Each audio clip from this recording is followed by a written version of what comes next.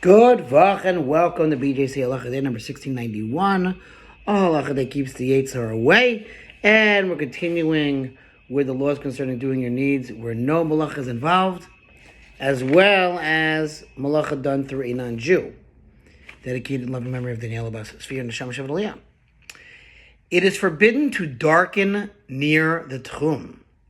He's like, what does that mean? I'll tell you. Well, first of all, the tchum is the limit you're allowed to walk.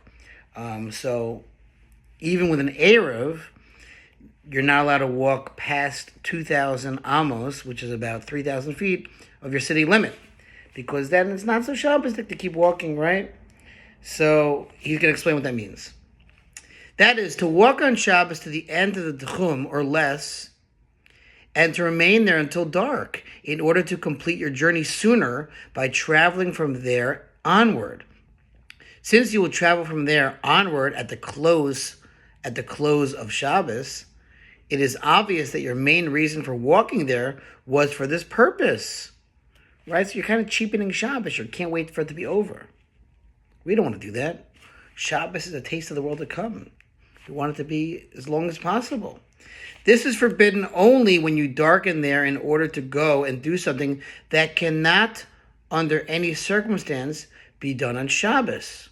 For example, to hire workers, or to pluck fruit, or to bring back fruit that are muksa, since there is no way to permit doing these things on Shabbos. But you may darken on the tchum in order to bring back your animal, since had there been houses until there, within 70 amos of each other, you would have been permitted to bring them back on Shabbos, right? So in other words, technically you could have done that on Shabbos. If the activity was permitted on Shabbos, then you can also hang out near that tchum at the end of Shabbos as well. He says here, consequently, you would not be permitted to go there to bring back an animal that cannot walk on its own, for it is muksa. Right? So we're talking about animals that can walk on their own.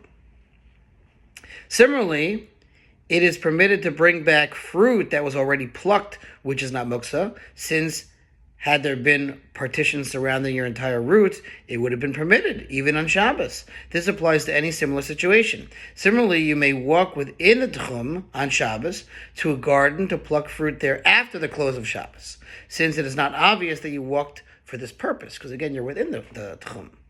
But rather, people will say that you went for a stroll or to search for a lost animal, and once having been there, you decided to remain until nightfall in order to pluck your fruit. So you don't want to give people the wrong impression. Let's see some more footnotes here. But not to the tchum limit, right? We said you can get close to the tchum, but not to the tchum limit, because then the purpose of your walk is obvious. Finally, for the same reason, you should not remain standing near the garden, because then also your purpose became obvious, and we don't want that to be the case, because then people will say, what are you doing? Shabbos, you got to honor the Shabbos. Okay, thanks for listening. This is about the future Halacha 36, 100 of the gold. Have a great night.